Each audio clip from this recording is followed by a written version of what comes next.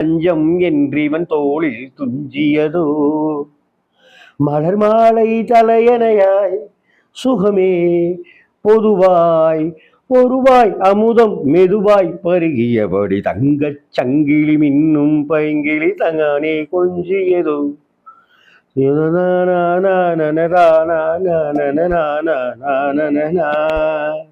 இளையராஜா அந்த இடத்துல தன்னுடைய வேலை காம்பார்.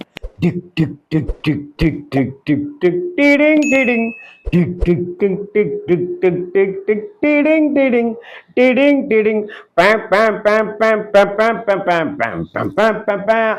இந்த இசை கேட்கும்போது நமக்குள்ளார ஒரு குஷி, ஒரு குதூகலம் வந்துடும்.